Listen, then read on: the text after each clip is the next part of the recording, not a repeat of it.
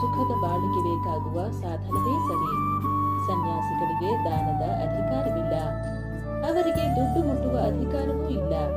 ಆದರೆ ಸಾಮಾನ್ಯ ಪ್ರಾಪಂಚಿಕರಿಗೆಲ್ಲ, ವಿಶೇಷವಾಗಿ ಗೃಹಸ್ಥಾಶ್ರಮವನ್ನು ವಹಿಸಿಕೊಂಡು ಇರತಕ್ಕ ಜನರಿಗೆ ದಾನದ ಅಧಿಕಾರವಿದೆ. ಅವರು ದಾನ ಮಾಡಬೇಕು.